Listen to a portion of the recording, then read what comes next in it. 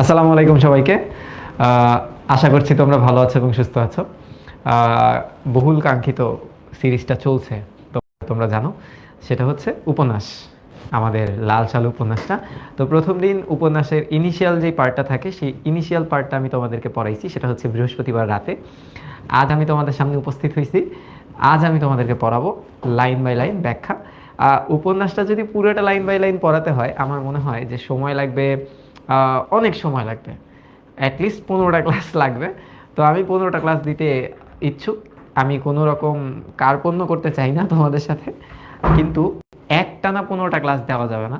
এর দেখা যাবে কি, যে ধরো প্রথমে 3টা ক্লাস দিলাম, তারপরে অন্য একটা টপিক পড়ালাম, তারপরে আবার 3টা ক্লাস দিলাম, এরকমভাবে করাটা পসিবল হবে। তবে তোমরা যদি চাও যে টানাই পড়াতে, তবে তোমাদেরটাই আসলে মেনে নিতে হবে। কথাটা অনেকটা উপদেষ্টা মণ্ডলীর মতো হয়ে গেল, তাই না? যে আপনারা যা চান তাই হবে, কিন্তু আগে তো চেতে হবে। তো আসো, আমি দেখি যে তোমাদের কারা কারা উপস্থিত আছো। তো আমাদের সাথে আছে কে কে? শুভা, নিশাত, তারপরে মেঘলা, তারপরে রোহিত, আজাদ, ঝুমু, নাবিল, লাবিবা আছে, তারপরে হচ্ছে খাদিজা আক্তার আইডি থেকে আছে, তারপরে খন্দকার নূর মোহাম্মদ আছে। আজকেও কমেন্ট দেখা যাইতেছে না, আহ, সমস্যা নেই, তোমরা সবাই যুক্ত হও, সবাই যুক্ত হও। আজ লাইন বাই লাইন শুরু হবে, ঠিক আছে? মানে উপন্যাসটা অ্যাকচুয়ালি শুরু হয় প্রথম 3-4 পেজ পরে। প্রথম 3-4 পেজ আগের দিকে যদি আমরা একটু তাকাই, তবে যেটা দেখা যায় যে ওরকম মজার কিছু আসে না, কিন্তু আশপাশের কাহিনীগুলো বর্ণনা করা হয়।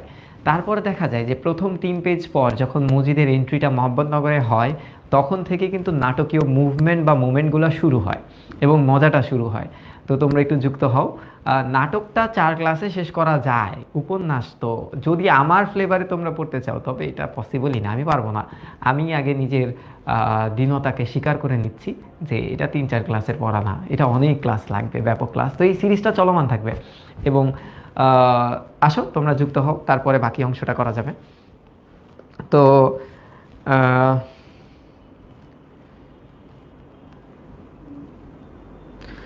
সাদিয়া, সাদিয়ার নাম নেই নেই বলে। আচ্ছা, লুকিং লাইক আ কিং। আচ্ছা, তুমি যেটা ভাববা সেটাই তুমি, বুঝছো? মানে ভাবনা চিন্তায় যদি তুমি নিজেকে রাজা ভাবো, মনের জগতে তুমিই রাজা। তো আমার মনে হয় চিন্তা ভাবনার পরিবর্তনটা আনা উচিত। আমাদের আসলে নিজেকে অ্যাটলিস্ট স্পেশাল কিছু ভাবা উচিত এবং ভাবানো উচিত। তুমি অন্যের মাধ্যমে নিজেকে ভালো ফিল নাও করাতে পারো, কিন্তু নিজের কাছে নিজের একটা ব্যক্তিত্ব তুমি বানায় রাখতে পারো। তো যাই হোক, এখন আজ আমরা কি পড়বো? আজ আমরা পড়বো হচ্ছে উপন্যাসটা, হ্যাঁ, উপন্যাস।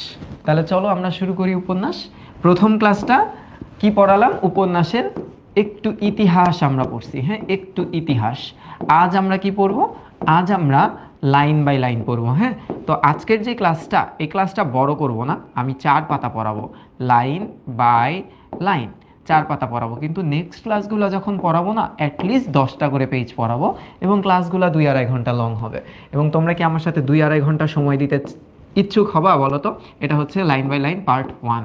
যখন পার্ট 2 শুরু হবে, সেই ক্লাসগুলো একটু লেন্দি হবে, একটু লেন্দি ক্লাস আমি নিব, ঠিক আছে? পার্ট 2 লেন্দি হবে। কতক্ষণ হবে? প্রায় 2 ঘন্টা বা 2.5 আওয়ার তোমাদের সাথে নিব, অ্যাটলিস্ট 12টা 12:30 পর্যন্ত আমি টানবো।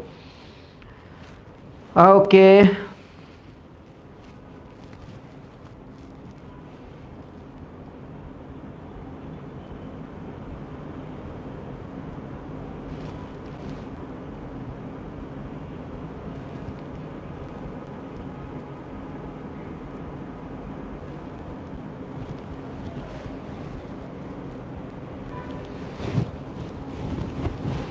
9টা থেকে? আচ্ছা ঠিক আছে, ওকে, শুরু করলাম, হ্যাঁ। ওকে, সবাই একটু কমেন্টে জানাও রেডি, কারণ 2-1 জন যদি পরের মোমেন্টে যুক্ত হয়, তবে আমাদের একটু সমস্যা হতে পারে। রেডি আছো সবাই? Are you guys ready? হ্যাঁ, বলো তো রেডি? তোমরা কি সবাই রেডি? ওকে, পরীক্ষায় ভালো করার জন্য তুমি উপন্যাসের ওয়েট করো না, বুঝছো? নিজেকে একটু সুন্দর মতো প্রিপেয়ার করার জন্য উপন্যাসের ক্লাসগুলো করো এইচএসসি লেভেলে। তো শুরু করলাম, হ্যাঁ। আসো, এই যে বইটা, এই যে বই, হ্যাঁ বইটা শুরু দেখো, আমি তোমাদেরকে এখন লাইন বাই লাইন পড়াই, আসো। তো আমাদের পড়াটা শুরু হচ্ছে এখান থেকে। কি বলতেছে একটু খেয়াল করো। এটা হচ্ছে মজিদ যে এলাকায় বসবাস করত, সেই এলাকার গ্রামের অবস্থাটা, মানে এই গল্পের যে স্টার্টিংটা না, একটু আমি তোমাদেরকে বলি, এই গল্পের স্টার্টিং, হ্যাঁ স্টার্টিং মোমেন্টটা এরকম, ঠিক বিলাসী গল্পের মতো, ঠিক বিলাসী গল্পের মতো, ঠিক বিলাসী গল্পের মতো, ঠিক আছে, গল্পের মতো, ঠিক বিলাসী গল্পের মতো। এখন বিলাসী গল্পে যে কথাটা উল্লেখ করা ছিল, কোন কথা উল্লেখ করা ছিল তোমাদেরকে যদি বলি, যে বিলাসী গল্পে যাতায়াত ব্যবস্থার কথা বলা ছিল, হ্যাঁ যাতায়াত, যাতায়াত ব্যবস্থার, ব্যবস্থার তোমার হচ্ছে মানে কি বলে, যাতায়াত ব্যবস্থার করুণ অবস্থা, হ্যাঁ করুণ নাবস্থা তুলে ধরা হয়, তুলে ধরা হয়েছিল, একটু লিখবা, হয়েছিল, কখন হয়েছিল বলো তো, ইনিশিয়ালি মানে শুরুতেই, স্টার্টিংয়ে। এই গল্পে গ্রামের যাতায়াত ব্যবস্থার কথা বলে নাই, কিন্তু গ্রামের খাদ্যের কথা বলছে, হ্যাঁ খাদ্যের যে মজুদ থাকে না, খাদ্যের মজুদ, এইটা আবার খুব কম, মানে কি জানো, ধরো আমাদের বাংলাদেশে খাবার অনেক কম, খাবারের পরিমাণটা অনেক কম, জনসংখ্যা যত ততটা শস্য আমরা উৎপাদন করি না, তখন কি বাজে একটা অবস্থা হবে বলো তো, মানুষ দুর্ভিক্ষের মতো মরবে না মানুষ, ঠিক ওরকম একটা সিচুয়েশন থেকে আমরা গল্পটা শুরু করতেছি। দেখো গল্প কেন বলতেছি, কারণ আমি তোমাদেরকে গতদিন বুঝাইছি যে উপন্যাস হচ্ছে এক ধরনের বড় গল্প, উপন্যাসটা কি এক ধরনের বড় গল্প, বড় গল্পকে উপন্যাস বলি, ছোট গল্পকে তো শর্ট স্টোরি বলি, হ্যাঁ। তো দেখো শস্যহীন জনবহুল এই অঞ্চলের বাসিন্দাদের বেরিয়ে পড়ার ব্যাকুলতা, ব্যাকুলতা বলতে তোমরা দিবা তীব্র আকাঙ্ক্ষা, তীব্র আকাঙ্ক্ষা, তোমরা আমাকে 2 ঘন্টা সময় দিবা আজকে, হ্যাঁ তীব্র আকাঙ্ক্ষা। এখন একটা জিনিস খেয়াল করি আমরা, বেরিয়ে পড়া মানে কি, বেরিয়ে পড়া মানে গ্রামান্তর, গ্রামান্তর। এখন একটু আসো, ধোয়াটে আকাশকে পর্যন্ত সদা সন্ত্রস্ত করে রাখে, সদা সন্ত্রস্ত মানে কি, ভয় ভীতি, ভয় ভীতি, সন্ত্রস্ত কথার অর্থ হচ্ছে ভীতি, হ্যাঁ ভীতি করে রাখে। ঘরে কিছু নেই, স্বাভাবিক, ভাগাভাগি লুটালুটি আর স্থান বিশেষে খুনাখুনি করে সর্বপ্রচেষ্টার শেষ। কেন? কারণ এখানে তো আসলে জীবিকাটা নাই, শস্য নাই, খাদ্য নাই, হ্যাঁ এটার কারণ কি, কারণ এখানে না আছে জীবিকা, না আছে শস্য, না আছে খাদ্য, খাদ্য দ্রব্য, ঠিক আছে খাদ্য দ্রব্য। এবার কি বলতেছে দেখো, দৃষ্টি বাইরের দিকে, তাদের দৃষ্টি এই গ্রামের বাইরের দিকে, মস্ত নদীটির ওপারে, হ্যাঁ জেলার বাইরে, ইভেন প্রদেশেরও বাইরে হতে পারে। প্রদেশ কথাটা কেন বলছে, কারণ 1950 সালে তো আমরা পাকিস্তানেরই আরেকটা প্রদেশ ছিলাম, হয়তোবা আরও দূরে। যারা নলি বানিয়ে ভেসে পড়ে তাদের দৃষ্টি দিগন্তে আটকায় না। নলি মানে কি জানো, নলি মানে এক ধরনের অনুমতিপত্র, অনুমতিপত্র, এই অনুমতিপত্র বা এটাকে আমরা বলতে পারি টিকিট। এই টিকিটটা কোথাকার, এই টিকিটটা হচ্ছে এক জাহাজের, জাহাজের টিকিটকে এটা বলতো তখন, হ্যাঁ যে বলতেছে যারা জাহাজের টিকিট কেটে ভেগে পড়ে তাদের আর দিগন্ত কিসের, দিগন্ত মানে কি যে দিকের কোনো শেষ নাই, অন্ত নাই, তাই না, এটাতেও বুঝি বিরাট দিগন্ত, অসীম দিগন্ত, মানে এদের দিকের একটা শেষ আছে, নদী নৌকা করে যে কোনো জায়গায় তারা যেতে পারবে। এখন বলতেছে একটু খেয়াল করো, জ্বালাময়ী আশা, জ্বালাময়ী আশা মানে কি, এই যে ক্ষুধার তীব্র যে বাসনাটা, কিসের, ক্ষুধার, ক্ষুধার তীব্র, হ্যাঁ তীব্র বাসনা, বাসনা ঘরে হাসুন্ন মুখ, থোবরার নিরাশা, বলে তাতে মাত্রাতিরিক্ত প্রখরতা, অতিরিক্ত প্রখর এটা দেখা যায় তাদের চেহারায়, যে তাদের কিছু নাই। দূরে তাকিয়ে যাদের চোখে আশা জ্বলে তারা আর তর্স হচ্ছে না, যে তারা আশা করতেছে হয়তো বা দূরে তাদের জন্য কিছু আছে, হ্যাঁ দূরে তাদের জন্য কিছু আছে, তাদের আর কি তর্স হইছে না, তার আর অপেক্ষা করতে চাচ্ছে না, অপেক্ষা করতে চায় না। দিনমান ক্ষণের সবুর ফাঁসির সামিল, যে তারা মনে হচ্ছে এই অপেক্ষাটাকে তারা ফাঁসির সামিল বলে দাবি করতেছে, তাই তারা ছোটে, তারা ছোটে, তারা খালি দৌড়ায়, ঠিক আছে। এবার কি বলতেছে দেখো, অন্য অঞ্চল থেকে গভীর রাতে ঝিম ধরা রেলগাড়ি সর্পিল গতিতে সাপের মতো, সর্পিল মানে কি সাপের মতো, হ্যাঁ সাপের মতো এঁকে বেঁকে যে চলে না ওটা, এসে পৌঁছে এদেশে। তখন হঠাৎ আগাগোড়া তার দীর্ঘ দেহে ঝাঁকুনি লাগে, ট্রেনের দীর্ঘ দেহে ঝাঁকুনি লাগে যখন থামে। ঝনঝন করে ওঠে লোহালক্কর, রাতের অন্ধকারে লণ্ঠন, লণ্ঠন মানে হচ্ছে আলোর উৎস, লণ্ঠন মানে কি আলোর উৎস, এটা কিন্তু একটা ইংরেজি উৎসের শব্দ বলতে পারো তোমরা, আলোর উৎস। এবং লণ্ঠন শব্দটাকে কিন্তু আমরা ওই যে রানার গল্পে পাইছিলাম, কবিতায়, লণ্ঠন জ্বালানো ঘুমন্ত কত স্টেশন পেরিয়ে এসে এই নিদ্রাচ্ছন্ন ট্রেনটির সমস্ত চেতনা জেগে সজারু কাটা হয়ে ওঠে। আচ্ছা, নিদ্রাচ্ছন্ন মানে কি ঘুমে আচ্ছন্ন, হ্যাঁ ঘুমে আচ্ছন্ন, সবাই ঘুমাচ্ছে, ট্রেনের সবাই ঘুমাচ্ছে, সমস্ত চেতনা চিন্তা কি হয়, চিন্তা সজারু কাটা হয়ে ওঠে, মানে চুলগুলা দাঁড়ায় যায়, ওমা কোমা এটা কেমনে সম্ভব। এটার কারণ হচ্ছে একটু আগে বলছে না এই গ্রামের মানুষ খুনাখুনি পর্যন্ত করে, তো এখন মানুষ যখন জেনে গেছে যে ওই এলাকা দিয়ে যখন ট্রেন যাবে তখন আমাদেরকে একটু বিশেষভাবে অ্যালার্ট থাকতে হবে, নয় যে কোনো মুহূর্তে যে কোনো কিছুই চলে যেতে পারে, ইভেন এখানে বলছে বদনাটাও পর্যন্ত চুরি হয়ে যেতে পারে। এখন বলতেছে তা ছাড়া এদের বহির্মুখ উন্মত্ততা, উন্মত্ততা মানে কি পাগল, পাগল, হ্যাঁ পাগল আগুনে হলকার মতো পুড়িয়ে দেয় শরীর। রেলগাড়ির খুপড়িগুলো, খুপড়ি মানে হচ্ছে বগি, রেলগাড়ির যে বগি থাকে না, পার্টগুলো থাকে না, থেকে আচমকা জেগে ওঠে যাত্রীরা, কেউ কেউ ভয় পেয়ে, কেউ কেউ আবার কৌতূহলে মুখ বাড়ায়। এইরকমও একটা লাইন ছিল বিলাসীতে, যে যারা গ্রামের মানুষ কখনো দেখেনি, ওই যে মৃত্যুঞ্জয়ের খবর যখন অনেকদিন নেয় নাই ন্যাড়া, তখন ন্যাড়া এরকম একটা লাইন বলে যে যারা পল্লী গ্রামের মানুষদেরকে মনে করেন যে অনেক উদার, তাদেরকে এটা বলে রাখি যে পল্লী গ্রামে এমনও হয় যে অনেক মানুষের খবর আমরা 2-2.5 মাস ধরেও নিতে পারি না, এটা স্বাভাবিক। কাদেরকে বলে, যারা ওই যে রেলগাড়ি থেকে মুখটা জানালা দিয়ে বার করে গ্রাম দেখে কিন্তু গ্রামে কখনো আসেনি তাদের। তো এটাও কিন্তু অনেকটা বিলাসী গল্পের মতো, এই লাইনটা অনেকটা বিলাসী গল্পের মতো। আমি খুব দ্রুত পড়ে যাই, হ্যাঁ মুখ বাড়ায়, দেখে আবছা অন্ধকারে ছুটোছুটি করতে থাকা লোকদের। এই যে এই লোকেরা কারা, কেউ গ্রাম ছেড়ে চলে যেতে চায়, কেউ ডাকাতি খুন খারাপি করতে চায়। আচ্ছা কোথায় যাবে তারা, কিসের এত উন্মত্ততা, কেন এত পাগল, কেন তারা এত পাগল, হ্যাঁ কিসের চেতনা, কিসের এত অধীরতা, তারা এত অধৈর্য কেন। এ লাইনে যারা নতুন তারা চেয়ে চেয়ে দেখে, তারা যারা নতুন এই লাইনে এই গন্তব্যে যারা নতুন তারা এদেরকে দেখতেছে, এরা তো পাগল হয়েছে কেমনে, হ্যাঁ এই যে আমার মতো বিয়ে করার জন্য পাগল হয়ে গেছে, আমি সাইড চাইছি কিন্তু পাত্রী নেই।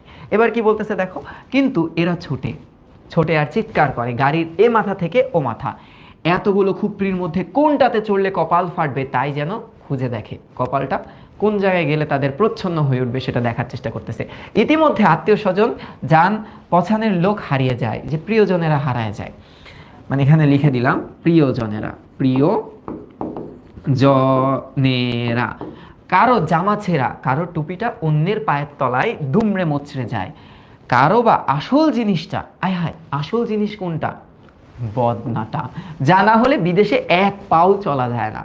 তো এটা থাকে না অনেকের এরকম থাকে যে অন্য কোনো জায়গায় যখন যায় তখন ওয়াশরুমে যেতে আসলে কেমন জানি একটা তারা খুবই হাসফাস করে, কারণ নিজের ওয়াশরুমের সাথে সে যতটা স্বাচ্ছন্দ্য বোধ করে বাইরে গেলে হয়তো বা করে না। এখন বলতেছে কি করে আলগোছে হারিয়ে যায়, কি করে কিভাবে হারিয়ে যায়, আলগোছে হারিয়ে যায়, হ্যাঁ আলগোছে মানে কি হঠাৎ নিশ্চুপে, বা আমরা বলতে পারি এটাকে নীরবে, নীরবে বদনাটাও হারায় যায়। আসলে এই মানুষগুলা, এই গ্রামের মানুষগুলো এরকম নিয়ে যায়, হারিয়ে যায়, হারাবে না কেন, দেহটা গেলেই হয় এমন একটা মনোভাব নিয়ে ছুটোছুটি করলে তো হারাবেই, যে আমার দেহটা যদি ট্রেনে যায় তাহলে তো আমি অন্যত্র চলে যাব, মানে আমার দেহটাকেই বসানো হচ্ছে মূল টার্গেট। তো আমার আশেপাশের জিনিসগুলো যদি হারায়ও যায় তাও তো কোনো সমস্যা নাই। এটা ঠিক অনেকটা ওই যে অনুপমের মতো, হ্যাঁ অনুপমের মতো। অনুপম এই যে কল্যাণীকে দেখার জন্য, জাস্ট তার একটা আওয়াজ শোনার জন্য সারাটা রাত জেগেছিল, এবং কল্যাণী যখন তাকে দেখলো সে ক্যামেরাটা পর্যন্ত হারাই গেছে, এদিকে তার কোনো আসলে খবর নাই। এবার কি বলতেছে দেখো, অনেক সময় গলায় ঝোলানো তাবিজের থোকাটা দেহে বিন্দুমাত্র বস্ত্র থাকে না, মানে কি বলছে দেখো তো, থোকাটা ছাড়া মানে মানুষের জামা কাপড়ও গায়েব হয়ে যাইতেছে, খালি দেহে যে তাবিজ ঝোলানো থাকে এটা পর্যন্ত থাকে। তারা অবশ্য বয়সের ছোকরা, বয়স হলে এরা আর কিছু হোক না হোক শক্ত করে গিরেটা দিতে শেখে। ঠিক আছে, গিরেটা তখন বাঁধতে শিখে। ধরো এটা অনেকটা লুঙ্গি পরার মতো। যারা একটু ইয়াং আছো না তোমরা, ওই যে ধরো নতুন নতুন শূন্যতে খাতনা হয়েছে, ওই টাইমে কি লুঙ্গিটা তো গিট মেরে রাখো না, এই কারণে দেখো ঘুমায় থাকো, একটা টাইমে ঘুম থেকে উঠে দেখো লুঙ্গিটা চলে গেছে বঙ্গোপসাগরের ওই পারে, আর তুমি বঙ্গোপসাগরের এই পারে। কিন্তু যখন তোমাদের বয়স আস্তে আস্তে বাড়ে, লাইক মি অর সানি ভাই, ফাহাদ স্যার, ঠিক আছে, ফাহাদ স্যার তো আমাদের অফলাইন ক্লাসরুমে লুঙ্গি পরে ক্লাস নেয়, তো তার লুঙ্গিটার উপরে যদি আমি ঝুইলাও থাকি লুঙ্গি তো খুলবে না। কেন? কারণ তারা গিরেটা দিতে শিখে যায়। মানে এটা আমি মজা করে তোমাদেরকে পড়াইলাম, হয়তো বা তোমরা ব্যাপারটা বুঝতে পারছো। তো বলো এতটুকু বোঝা গেছে কিনা?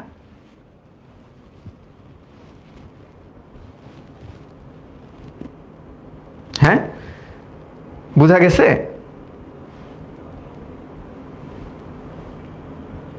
আচ্ছা,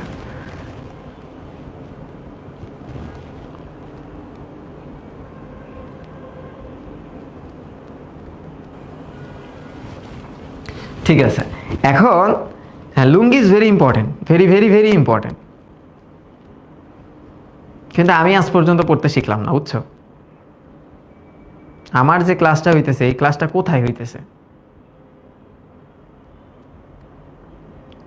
কই থেকে দেখবো?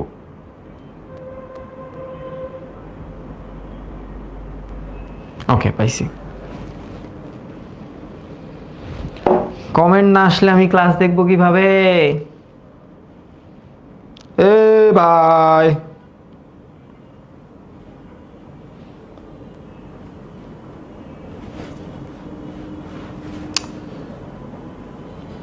খুবই বিরক্ত। হুম, ওকে। এবার ঘটনাটা হচ্ছে, আসো এখানে আসতেছে। হ্যাঁ, এখানে কি বলতেছে দেখো, অজগরের মতো দীর্ঘ রেলগাড়ির কিন্তু ধৈর্যের সীমা নেই, অনেক ধৈর্য। তার দেহ ঝনঝন করে লোহা লক্করের ঝংকারে। এই যে ঝংকার, বলো তো আমাকে, এই যে ঝংকার, এই শব্দটা আর কোন রচনায় আমরা পাইছিলাম? কোন রচনায় ঝংকারটা পাইছিলাম এটা একটু বলো। ঝংকার মানে কি? আওয়াজ। ঝংকার মানে হচ্ছে আওয়াজ, ঠিক আছে। এরপরে কি বলতেছে দেখো, উত্তাপ লাগা দেহ কেঁপে কেঁপে ওঠে, কিন্তু হঠাৎ ওঠে, ছুটে পালায় না। হ্যাঁ, দেহচ্যুত হয়ে অদূরে অস্পষ্ট আলোয় ইঞ্জিনটা পানি খায়, মানে ইঞ্জিনটা ধরো তেল নেয় আর কি, পানি খায় ঠিক মানুষের মতোই, আর অপেক্ষা করে, ধৈর্যের কাঁটা নড়ে না। আচ্ছা যাক, এতটুকু শেষ। কেনই বা নড়বে নিশুতি রাতে, এত রাতে, হ্যাঁ এক গভীর রাতে, আমরা বলি এটাকে ধরো গভীর বললাম, গভীর রাতে যে দেশে এসে পৌঁছেছে, সে দেশ এখন অন্ধকারে ঢাকা থাকলেও সে জানে যে তাতে শস্য নেই। মানে ট্রেনটা যে স্টেশনে দাঁড়াইছে, সেই স্টেশনটা আসলে যে এলাকাটায়, সেই এলাকায় কোনো শস্য নেই। কোথায়? এটা কিসের কথা বলতেছে? এটা ওই এলাকার, যে এলাকায় ট্রেনটা এসে থামছে, এলাকার বর্ণনা দিছে। দেখবা সিনেমার স্টার্টিংয়ে একটা এলোমেলো জায়গায় ট্রেন থামে বা গাড়ি থামে বা কিছু একটা হয়, বিরান মাঠ, সরভাঙা পাড় আর বন্যা ভাসানো ক্ষেত, নদী গহ্বরেও জমি কম নেই, মানে পুরা ফাঁকা, খা খা করতেছে এমন একটা জায়গা। সত্যি শস্য নেই, যা আছে তার যৎ সামান্য।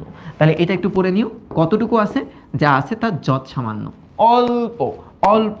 কিন্তু এমসিকিউ বা কতে যদি আসে তাহলে তোমাদের অ্যান্সারটা যৎ সামান্যই দিতে হবে। সত্যের চেয়ে টুপি বেশি, ধর্মের চেয়ে আগাছা বেশি, এটার খুব সুন্দর একটা কোয়েশ্চেন, এবং এই কোয়েশ্চেনটা বরাবরই খতে আসেই, খতে মনে রেখো আসবেই। তোমরা যারা পরীক্ষা দিছো 25 কিংবা 26 ব্যাচ, এই প্রশ্নটা কিন্তু খতে একবার না একবার হলেও আসছে। বলছে শস্যের থেকে টুপি বেশি, মানে কি জনগণ অনেক বেশি, জনগণ কি বেশি, আর খাবার কি? শস্য মানে কি খাবার, খাবার কি আছে? খাবার তো নাই, খাবার নাই, কিন্তু জনগণ বেশি। ধর্মের থেকে, এবার ধর্মের মানে আমি যে ধর্ম পালন করি এটা দেখানোর মানুষ বেশি, ঠিক আছে। মানে মূলত ধর্মভীরু মানুষের থেকে লোক দেখানো ধার্মিকই বেশি, ধর্মের চেয়ে আগাছাটা বেশি। ভোরবেলায় এত মক্তবে আর্তনাদ ওঠে যে, মক্তব মানে ধরো জিকির করে না, তোমরা হয়তো বা বুঝো, মসজিদে যখন একসাথে সবাই তেলাওয়াত করে, হ্যাঁ মসজিদে সকালবেলা, মক্তবে আর্তনাদ ওঠে, মনে হয় এটা খোদা তালার বিশেষ একটা দেশ। মানে কি? মানুষ খুব ধর্মভীরু। পাশে আমি লিখে দিলাম, মানুষ ধর্মভীরু, ধর্মভীরু। হ্যাঁ, ল্যাংটা ছেলেও আমশিপাড়া পড়ে, মানে কি আরবি পড়তে পারে, এরাও আরবি পড়ে, ঠিক আছে, আরবি পড়ে। গলা ফাটিয়ে মৌলবীর বয়স্ক গলাকে ডুবিয়ে সমন্বয়ে চেঁচিয়ে ওঠে, পড়তেছে। ছোটবেলায় দেখবা সবাই একসাথে বসে সূরা তিলাওয়াত করতেছে, গোফ উঠতে না উঠতেই কোরআন হেফজ করা সারা, মানে হাফেজ হয়ে ওঠে, তখন হাফেজ হয়ে ওঠে, কোরআন মুখস্থ হয়ে যায় তাদের, হয়ে ওঠে। আর মাশাল্লাহ আমরা কিন্তু বাংলাদেশ দেশিরা যারা আছি তারা বিভিন্ন এই ইসলামিক অনুষ্ঠানগুলোতে বিশ্বের দরবারে জিতে আসতেছি, এটা অনেক প্রাউডের একটা বিষয়। কিন্তু দেশটা কেমন মরার দেশ, হ্যাঁ, দেশটা কি মরার দেশ, শস্য একদম শূন্য, খাবার নাই, শস্য যা বা হয় তার জনবহুলতার তুলনায় যত সামান্য, সেই হচ্ছে মুশকিল। তা এবং তাই খোদার পথে ঘনিষ্ঠ হয়ে আসার চেতনায় যেমন একটা বিশিষ্ট ভাব ফুটে ওঠে, তেমনি না খেতে পেয়ে চোখে আবার কেমন একটা ভাব জাগে। মানে আমি যে ধর্ম পালন করি, ধরো এরকম, আরে আমি তো 5 ওয়াক্ত নামাজ পড়ি, আমার জন্য তো জান্নাতে একটা সব থেকে বেস্ট একটা জায়গা তো বরাদ্দ আছে, মানুষের মনে এই কনফিডেন্সটা আছে, কিন্তু পরক্ষণে ওদের পেটে তো কোনো খাবার নাই, তখনই তো আবার কনফিডেন্সটা জায়গা। এবার কি বলতেছে দেখো, শীর্ণ দেহ, কি শীর্ণ মানে কি শুকনা, হ্যাঁ, হ্যাংলা পাতলা, শুকনা দেহ নরম হয়ে ওঠে, আর স্বাভাবিক সরু গলা কেরাতের সময় মধু ছাড়ালেও, মানে যখন আমি তিলাওয়াত করি, হ্যাঁ, তখন তিলাওয়াত করি তখন খুব সুমধুর আওয়াজে করি, কিন্তু এদিকে দীনতায় আর অসহায়তায় ক্ষীণতর হয়ে ওঠে। দীনতা মানে কি গরিব, হ্যাঁ, দীনতা মানে কি অভাব, অভাব, আর অসহায়তায় ক্ষীণতর মানে কি আওয়াজটা চিকন হয়ে যায়, তাতে দিনকে দিন ব্যথা বেদনা আঁকিবুকি কাটে, মানে কি ফুটে ওঠে, আঁকিবুকি কাটে মানে কি ফুটে ওঠে। এইটা হচ্ছে ইনিশিয়াল পার্ট, ইনিশিয়াল পার্টটা ওরকম মজার হয় না, কিন্তু আমি বলতেছি দেখো, শীর্ণ চিবুকের আশেপাশে, চিবুক মানে হচ্ছে চোয়ালের উপরে, হ্যাঁ, এই ঠোঁটের নিচে, আচ্ছা, আশেপাশে যে কটা ফিকে দাড়ি, ফিকে মানে কি হালকা দাড়ি উঠছে, হালকা, হ্যাঁ, এই যে আমার মতো, এই যে আমার মতো, আচ্ছা, তাতে অসংযত দৈবল্যে, দৈবল্য মানে দুর্বলতা, দুর্বলতা, দুর্বলতা, এটা কিন্তু আসছে হচ্ছে ওই যে তোমাদেরকে যখন আমি প্রত্যয়ের আদি ধ্বনির বৃদ্ধির কথা বলছি না, এই দুর্বলতা, দুর্বলকে আমরা যদি চাই তা যুক্ত করে এটাকে বিশেষণ পদে রূপান্তর করতে পারি, অথবা শেষ পদে আমরা কি করতে পারি, শেষ পদে আমরা যদি জফলা যুক্ত করি তাহলে আদি ধ্বনির বৃদ্ধি করতে হয়, তাহলে উ এর বৃদ্ধি তো ও, ঠিক উজ্জ্বলতা থেকে, উজ্জ্বল থেকে ঔজ্জ্বল্য বা উজ্জ্বলতা যখন হয়েছিল ওরকম। এবার দেখো বানানের ক্লাসে আমি বলছিলাম ঝুলে থাকে, তাহলে এই ছিল প্রথম পেজ। এবার দেখো, তাতে মহাত্ম ফোটাতে চায়, কিন্তু ক্ষুধার্ত চোখের তলে চামড়াটা চোয়ালের দীনতা ঘোচে না। কেউ কেউ আরও আশা নিয়ে আলিয়া মাদ্রাসায় পড়ে। তো আমরা জানি যে মাদ্রাসার পড়ালেখাটা, তোমরা কি জানো যে মাদ্রাসা কয় ধরনের হয়ে থাকে? তোমাদেরকে একটা প্রশ্ন করি, তোমরা যারা মাদ্রাসার আসো হয়তো বা অনেকে থাকতে পারে এখানে, যে মাদ্রাসা মাদ্রাসা কয় ধরনের হয় জানো তোমরা? কয় ধরনের হয় তোমরা একটু বলো তো। তোমরা অনেকে শোনো না যে কওমি মাদ্রাসায় পড়ে, অনেকে নুরানিতে পড়ে, অনেকে আবার আলিয়া মাদ্রাসায় পড়ে। আচ্ছা তোমরা বললো এটা কত ধরনের, কিন্তু ক্ষুধার, আচ্ছা এটা তো গেল। বিদেশে গিয়ে পোকায় খাওয়া মস্ত মস্ত কেতাব খতম করে। অনেকে বলতেছে যে অনেকে অনেক পড়ালেখা করে, তারা অনেক পড়ালেখা করে, হ্যাঁ, পড়ালেখা করে, ঠিক ওই বিলাসী গল্পের মতো গ্রাম ছেড়ে যায় লেখাপড়া করতে, কিন্তু কেতাবে যে বিদ্যা লেখা তা কোনো এক বিগত যুগে চড়াই পড়ে আটকে গেছে। তার মানে কি সেই পড়াটা অনেক পুরনো, সেই পড়াটা কি অনেক পুরনো, আপডেটেড কোনো লেখাপড়া না, পুরনো। হ্যাঁ, চড়া কেটে গেলে সে বিদ্যা এত যুগ অতিক্রম করিয়ে বর্তমান স্রোতের সঙ্গে মিশিয়ে দেবে এমন লোক আবার নাই। তার মানে কি একটা প্রশিক্ষক নাই যে শেখাবে কিভাবে পড়ালেখাটাকে কাজে লাগাতে হবে। কি নাই? প্রশিক্ষক নাই, এই গ্রামে প্রশিক্ষক নাই।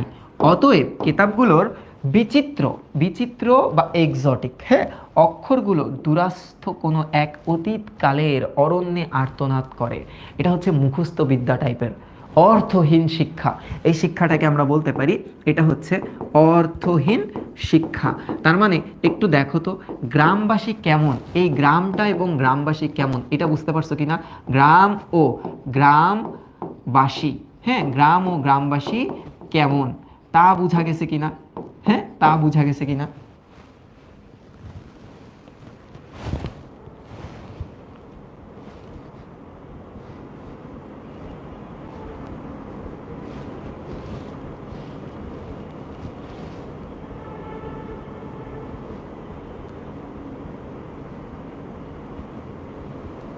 ওকে,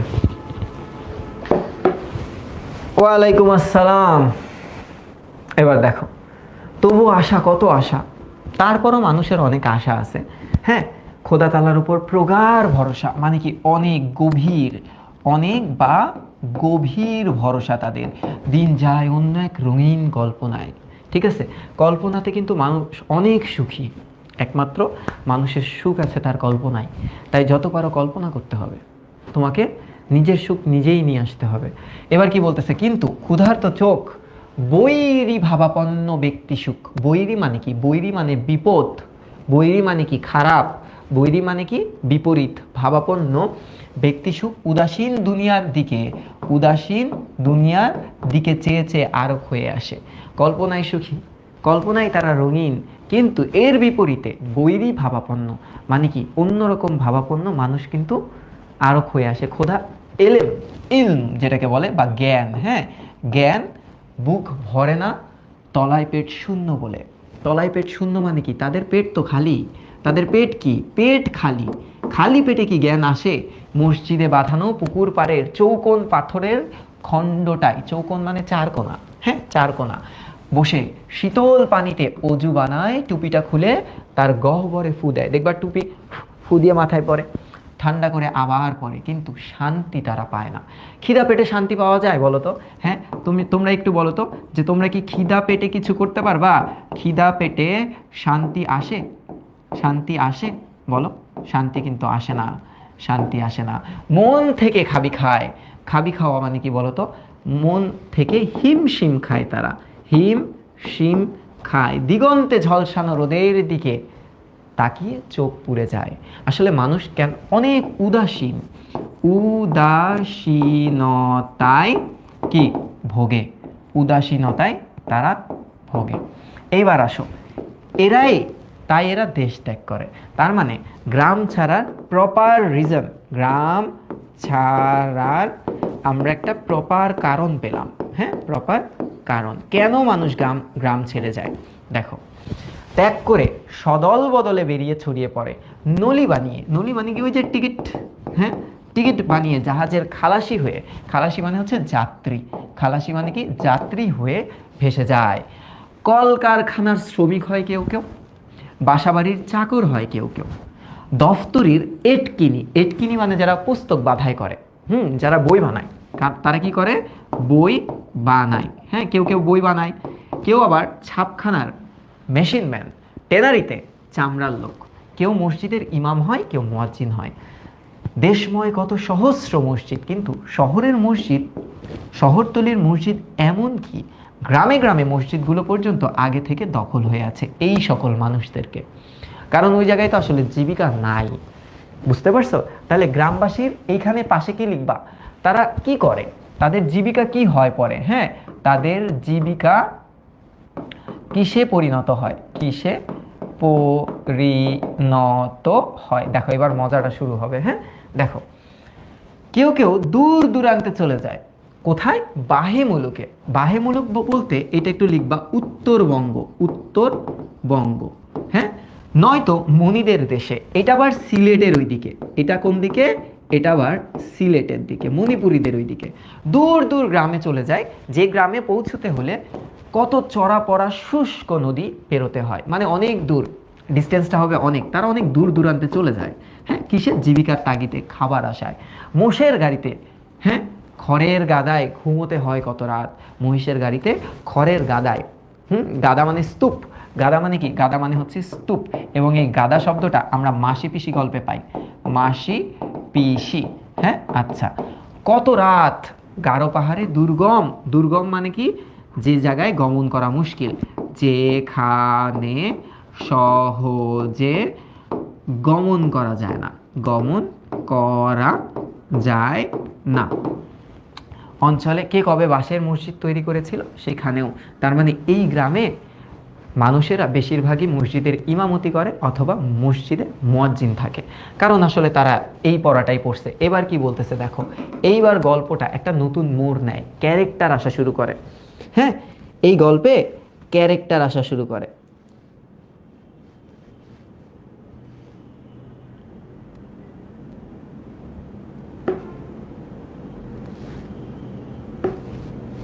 আসো। কি বলতেছে, এক সরকারি কর্মচারী সেখানে হয়তো অনেক দিন পায়ে বুট এঁটে, বুট মানে তো জুতা, হ্যাঁ জুতা। আচ্ছা, যেই লাইনগুলো আমি লিখে দিচ্ছি বা মার্ক করে দিচ্ছি, মনে রাখবে এমসিকিউ আসবে।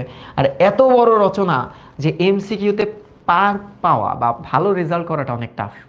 তাই মার্কড লাইনগুলা, এই রচনাটা আমি বলবো যে কয়টা ক্লাস নেই আমার সাথে লাইভে করার চেষ্টা করো, তাহলে দেখা যাবে যে একা পড়ার প্রেশারটা নিতে হবে না। বাইরে বিদেশে পোশাক, দেখো বাইরে বিদেশি পোশাক, বিদেশি পোশাক মানে কি বলতো, প্যান্ট শার্ট, হ্যাঁ প্যান্ট শার্ট। আর দেশি পোশাক কোনটা, এই যে পাঞ্জাবি টাঞ্জাবি পরে থাকে যখন। আচ্ছা, মুখমণ্ডলও মসৃণ কিন্তু আসলে ভেতরে মুসলমান। ভেতরে মুসলমান মানে কি, তৎকালীন মানুষের, আমরা মুসলমান বলতে কি বুঝতাম, যে মাথায় থাকবে টুপি, মাথায় থাকবে কি টুপি, হ্যাঁ টুপি, গায়ে থাকবে পাঞ্জাবি, এরকম। কেবল নতুন খোলস পরা নব্য শিক্ষিত মুসলমান, মানে এই লোকটা আবার একটু পশ, হ্যাঁ একটু পশ। কেন? কারণ এরকম মানে জামা কাপড়ে আসলে মুসলমান এটা বোঝা যাচ্ছে না। তৎকালীন সময়টাই এরকম ছিল। কেউ যদি একটু ওয়েস্টার্ন কিছু পরতো, এখন আমরা ওয়েস্টার্ন ড্রেস বলতে খালি মেয়েদের ড্রেসই বুঝি, যে একটু ছোট ছোট কাপড় হবে হ্যান ত্যান। আসলে আমাদের মন মানসিকতা খারাপ। ওয়েস্টার্ন ড্রেস মানে কি, মানে পাশ্চাত্য, মানে বিদেশিরা যে প্যান্ট শার্ট পরে এরকম ড্রেসগুলাই হচ্ছে পাশ্চাত্য বা ওয়েস্টার্ন ড্রেস। তো তখন যারা এটা পরতো তখন তাদেরকে না মনে হতো না যে ওরা আমাদের দেশি। এটা তো 1940-50-এর দশকের একটা গল্প আমরা পড়তেছি। হ্যাঁ, এই দেখো, সে দুর্গম অঞ্চলে মিহি কণ্ঠের আজান, মিহি মানে কি আমরা বলতে পারি মিষ্টি, আমরা কি বলতে পারি মিষ্টি কণ্ঠের আজান শুনে চমকে ওঠে। এখন ধরো তুমি এমন একটা জায়গায় গেছো পৃথিবীতে, আমাদের বাংলাদেশ বা মুসলিম বিশ্ব যে দেশটাকে সব থেকে বেশি এখন ঘৃণা করে সেটা কোনটা বলো তো, ইসরায়েল। তো চিন্তা করো, ইসরায়েলে যদি এখন প্রত্যেকটা অঞ্চলে, হ্যাঁ যদি আজান শুনে মানুষ ইনশাল্লাহ, তাহলে সবার মনটা কীরকম একটু অবাক হয়ে যাবে না, আরে এখানে আজান হচ্ছে, এবং আজানটা যদি আরও মিষ্টি কণ্ঠের হয় তখন আরও ভালো লাগা শুরু হবে না একজন মুসলিমের জন্য। তো এই ঘটনাটা অনেকটা ওরকম, যে এত দুর্গম জায়গায় এত মিষ্টি কণ্ঠের একটা আওয়াজ, এটা কেমনে পসিবল? হ্যাঁ, সঙ্গে সঙ্গে তার শিকারের আশাও দমে যায়। দমে যায় মানে কি, চলে যায়। সে এখন শিকার করতে চায় না, হঠাৎ করে তার মন মানসিকতা চেঞ্জ হয়ে যায়, তার এখন জানতে হবে কিরে এই আজানটা কে দিল, আমি সেই মৌলবীর সাথে দেখা করতে চাই। হ্যাঁ, পরে মৌলবীর সঙ্গে তার সাক্ষাৎ হয়। আত্মীয় স্বজন ছেড়ে বনবাসে কেন দিন কাটায় এটা তার জিজ্ঞেস করতে হবে। লোকটার চোখে মুখে নিঃসঙ্গতার বন্য শূন্যতা, বন্য শূন্যতা, সে একা, অনেক একা, জাস্ট লাইক সাকিব ভাই, জাস্ট লাইক, হ্যাঁ আচ্ছা ওকে ঠিক আছে ভাই ওকে। আপনার দৌলতখানা, দৌলত মানে আমরা বুঝি যে সম্পত্তি, খানা মানে বাড়ি, হ্যাঁ এরকম একটা কিছু বুঝি আমরা। তো বলতেছে আপনার দৌলতখানা, শিকারী জিজ্ঞেস করতেছে আপনার নাম কি। মৌলবী নাম শুনে মৌলবীর চোখ উজ্জ্বল হয়ে উঠল, হ্যাঁ তাছাড়া মুহূর্তেই খোদার দুনিয়া চোখের সামনে আলোকিত হয়ে ওঠে। শিকারীও পাল্টা প্রশ্ন করে। বাড়ির কথা বলতে গিয়ে হঠাৎ মৌলবীর মনে প্রশ্ন জাগে, হঠাৎ মৌলবীর মনে একটা প্রশ্ন জাগে, কিরকম দেখো দেখো একটু দেখো, একটু পরে আমরা মুজিদের এন্ট্রি পাবো। হ্যাঁ, শিকারীও পাল্টা প্রশ্ন করে বাড়ির কথা বলতে গিয়ে হঠাৎ মৌলবীর মধ্যে স্মৃতি জাগে, সে একটু নস্টালজিক হয়ে ওঠে, নস্টালজিক, হ্যাঁ তার পুরাতন কথা তার মনে আসতে শুরু করে, কিন্তু সংযত হয়ে বলে, সংযত মানে কি থেমে যায়, কারণ সে সত্যটা বলতে চায় না। সে কি, সে সত্য বলতে চায় না, তো চুপ করে থাকে। আচ্ছা, এবার বলতে পারো যে মৌলবী মিথ্যা কথা বললে, আরে বলতে চাই যাচ্ছে না, সত্য বলতে মানে তার অ্যাকচুয়াল সিচুয়েশনটা বলতে সে লজ্জা পাইতেছে। এধারের লোকদের মধ্যে খোদা তাআলার আলোর অভাব, লোকটা বলতেছে সংযত হয়ে বলতেছে যে আমি এখানে কেন আসছি, কারণ এই এলাকায় মানুষদের মধ্যে খোদা তাআলার বিশ্বাসটা খুব কম, হ্যাঁ আলোর অভাব। লোকগুলো অশিক্ষিত কাফের, আমি তাদেরকে শিক্ষিত করতে চাই, তাই এদের মধ্যে আলো ছড়াতে সে এসেছে এই জায়গায়। বলে না যে দেশে শস্য নাই, সে স্বীকার করতেছে না যে তার গ্রামে তো কোনো শস্য নাই, এই কারণে সে গ্রামান্তর হয়ে এই জায়গায় আসছে, এইটা সে বলতে চায় না, সে ভাব নিচ্ছে। হ্যাঁ আচ্ছা, বলে না যে দেশে শস্য নাই, দেশে নিরন্তর টানাটানি, মরার খরা। এই মানে কথাটা হইলো এরকম যে হচ্ছে তুমি প্রথম দিন তোমার এক বান্ধবীর সাথে দেখা করতে গেছো, তো বান্ধবী অনেক পশ, ভেরি রিচ গার্ল, আর তুমি হইলো আমার মতো খয়রাতি, ঠিক আছে। এখন তোমার যখন দেখাইতেছে তখন তুমি আরে আমার তো একটা গাড়ি আছে, অডিএস, হ্যাঁ আমার তো বিএমডাব্লিউ আছে, আমি এক গাড়িতে 2 দিন উঠি না, আমি এক এক দিন এক এক গাড়িতে উঠি। হ্যাঁ আমি বিল গেটসের পুত, এরকম বলতেছো। এবার দেখো মানে এরকম ফাতরা ফাওয়াজি করতেছে। দূর জঙ্গলে বাঘ ডাকে কচিত, মানে হঠাৎ কখনো হাতির ডাবরে কুদে নেমে আসে, হাতির পাল তখন নেমে আসে। কিন্তু দিনে 5-7 বার দীর্ঘ শাল গাছ ছাড়িয়ে একটা ক্ষীণ গলা জাগে, সেটা মৌলবীর গলা।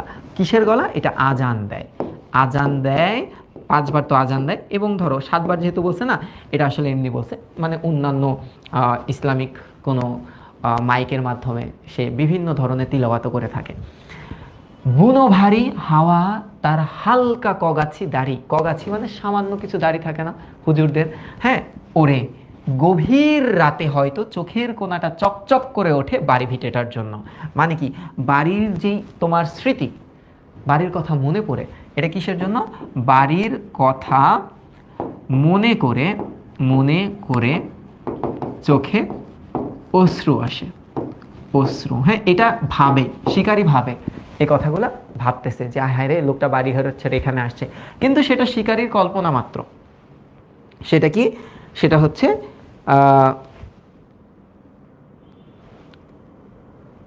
আচ্ছা হ্যাঁ শিকারের কল্পনা মতো। আরে এক এক দিন এক এক গাড়ি, এটা আসলে তোমরা কি মনে করছো এই যে আমি নতুন নতুন জামা কাপড় পরে লাইভ নিতেছি মানে কি আমি খয়রাতি না? আরে ভাই আমার মতো খয়রাতি দুনিয়ায় খুব কম পাবা, ঠিক আছে?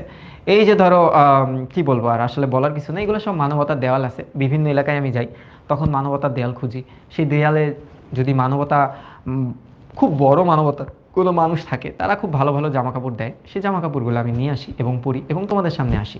এগুলো আসলে আমি একদিন একটা কাপড়ই ইউজ করি, কারণ এটা ধারবাকির কাপড়, তা আবার ফেরত দিয়ে দিতে হয়। এবার একটু আসো, আচ্ছা দেখো, আস্তানায়, আস্তানা মানে কি? এই আস্তানা শব্দটা কোথায় ছিল বলো তো? কোন কবিতায় ছিল বলো তো? কোথায় ছিল? পেজ নাম্বার 304-এ ছিল। হ্যাঁ বলো তো, সেই 304-এর শুরুর দিকে ওই জায়গায়, মানে তোমার 303 এবং 4 নাম্বার পেজে একটা কবিতা আছে, 28 লাইনের একটা কবিতা, কবিতাটা লিখছে শামসুর রহমান। এবং সেটা কোন কবিতা দেখি তোমাদের পড়া মনে আছে কিনা। সাফ করতে করতে শিকারী কল্পনা করে সে কথা, তবু নতুন এক আলোর ঝলকে মৌলবীর চোখ যেন দীপ্ত হয়ে ওঠে। দীপ্ত মানে কি? আলোকিত হয়ে ওঠে, আলোকিত হয়ে ওঠে। সে কথা জানে না, সে ভাবতেও পারে না হয়তো। মানে হঠাৎ করে এই মৌলবী আসলে সে মনে করতেছে মৌলবীটা আসলে অনেক স্যাড, কিন্তু এখনই তার টার্নিং পয়েন্টটা যে আসলো সে ভাবে নাই। এই যে সেই টার্নিং পয়েন্টটা দেখো, এই যে শুরু, গল্পের স্টার্টিং দেখো এই জায়গায়। হ্যাঁ এই জায়গায় স্টার্টিং, খুবই মজার কাহিনী। একদিন শ্রাবণের শেষে, কোন মাস? শ্রাবণ। শ্রাবণের পরে কি আসে?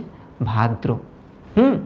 আচ্ছা ভাদ্রের শুরুতে তো, ভাদ্র মাসে জানি এলাকা রাস্তাঘাটের কুকুরদের মধ্যে জানি কি হয়, ওরে মা গো মা, ঠিক আছে এমন পাগল হওয়া হয়, বাকিটা তো আমি না বললাম, তোমরা তো জানোই ব্যাপারটা।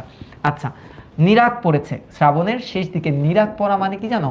গুমোট আবহাওয়া, গুমোট আবহাওয়া। গুমোট আবহাওয়া মানে কি?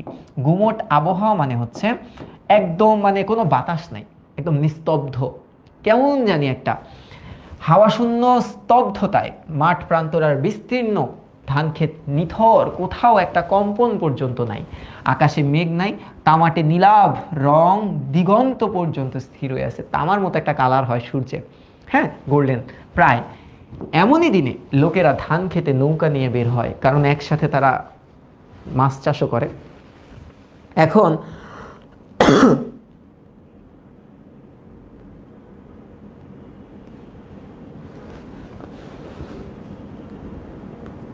ঠিক আছে, হ্যাঁ ভাদ্র মাস ইজ ভেরি ডেঞ্জারাস মাস। I really don't like Bhadra মাস। If I go out then some কুকুর ঘেউ ঘেউ and they want to, they try to bite me and I go away from them and go home and sleep. Yes, that's why I don't like Bhadra মাস। এটা হচ্ছে খুব সুন্দর একটা কবিতা, খুব সুন্দর একটা প্যারাগ্রাফ। এভাবে আগে প্যারাগ্রাফ লিখতাম, বুং চুং ইংলিশ ওয়ার্ড দিয়া, তো রে বাবা রে বাবা। এই আমার ইংলিশ খাতাটা যদি কোনো তোমার হচ্ছে ব্রিটিশ কোনো মানুষের কাছে যায়, তারা আসলে খুব আফসোস করবে এবং দুঃখ প্রকাশ করবে যে আমরা আসলে কেন এদের দেশে গেছিলাম স্বাধীনতা, মানে তাদের দেশটাকে চালাইতে, শাসন করতে, ওরা আর আসতোই না। এর জন্য আমি আগেও বলছি, এখনও বলতেছি, ইংরেজদের সাথে যদি আমার একটা কথোপকথন হতো না, তারা এত আমাদের শোষণ করতে পারতো না, আমাদের সম্পদগুলো আমাদের দেশেই থাকতো। এবার আসো, এখন কি বলতেছে, এমনই দিনে লোকেরা ধান খেতে নৌকা নিয়ে বের হয় ওই গুমট বাঁধা আবহাওয়ায়, ডিঙিতে, মানে কি নৌকা, হ্যাঁ ডিঙিতে, এটা হচ্ছে নৌকা, ছোট ছোট নৌকা, দুজন করে, সঙ্গে কোচ এবং জুথি। এটা কি জুতি? এটা হচ্ছে মাছ ধরার যন্ত্র বিশেষ, মাছ ধরার যন্ত্র বিশেষ, হ্যাঁ মাছ ধরার যন্ত্র বিশেষ। নিস্পন্দ ধান খেতে প্রগাঢ় নিঃশব্দতা। প্রগাঢ় মানে কি গভীর, চুপচাপ, কারণ আওয়াজ পেলে তো মাছ ভাগবে। এখন ঠিক আছে, এখন কি বলতেছে, কোথাও একটা কাক আর্তনাদ করে উঠলে মনে হয় আকাশটা বুঝি চটের মতো চিরে গেল, কা কা এরকম আওয়াজ করতো। ঠিক আছে, অতি সন্তর্পণে এই লাইনটাও আমরা মাসি পিসি রচনায় পাই। ওই যে বিলাসী যখন ঘুমায় তখন অতি সন্তর্পণে মাসি এবং পিসি সবকিছু রেডি করে। ধানের ফাঁকে ফাঁকে তারা নৌকা চালায়, ঢেউ হয় না, একদম চুপ কইরা, শব্দ হয় না, গলুয়ে মূর্তির মতো দাঁড়িয়ে থাকে। গলুই কি? গলু এখন অনেক বলবা সাকিব খানের সিনেমা, সুপারস্টার সাকিব খানের কথা বলতে, তোমরা তো আসলে এদের সিনেমা দেখো না। They are superstar. Shakib Khan is greater than Shahrukh Khan, এটা তো তোমরা বিশ্বাস করবে না। আমার কথা কেন বিশ্বাস করবে তোমরা? এই গলুই হচ্ছে নৌকার যে সামনের জায়গাটা না, একদম নৌকার সামনে যে সরু জায়গাটা, ওই জায়গায় একদম, এই জায়গায় রোজ আর জ্যাকের মতো দাঁড়ায় আছে, চিন্তা করো। হ্যাঁ, তাইলে এই টাইটানিক পোজে, তাইলে এটা কি লিখবো আমরা? নৌকার সামনের দিক, হ্যাঁ নৌকার সামনের দিক। গলিয়ে মূর্তির মতো দাঁড়িয়ে থাকে একজন, একদম মূর্তির মতো, কোনো শব্দ করতেছে না, তীক্ষ্ণ চোখ ধারালো দৃষ্টি। ঠিক আছে, ধারালো দৃষ্টি। এখন চিন্তা করো, আমার সাথে যদি আই কন্ট্যাক্ট হয়, ধরো বলিউডের এক বিখ্যাত নায়িকার, আমার ধারালো দৃষ্টি দিয়েই তো সে একদম কুপকাত হয়ে যাবে। এবার কি বলতেছে দেখো, ধানের ফাঁকে ফাঁকে সাপের সর্পিল সূক্ষ্ম গতিতে সে দৃষ্টি এঁকে বেঁকে চলে। সে দৃষ্টি এঁকে বেঁকে চলতেছে যে কোন জায়গায় কি আছে না আছে একটু চেক তো করতে হবে। বিস্তীর্ণ ধান ক্ষেতের এক প্রান্তে তাহের এবং কাদের বসে আছে। এখন এই যে গল্পের শুরুতে একদম স্টার্টিংয়ে কোন দুইটা ক্যারেক্টারের নাম আমরা পাই? দেখো, ওইদিকে শিকারীর নাম নাই, মৌলবীরও নাম নাই, কিন্তু সর্বপ্রথম যে চরিত্রটা আমাদের সামনে আসে, যে চরিত্র, সার্টিফাইড চরিত্র, হ্যাঁ চরিত্র আমাদের সামনে আসে, সেটা হচ্ছে তাহের এবং কাদের। এখন তাহের কাদের রতনের বোনের নাম কি একটু বলো?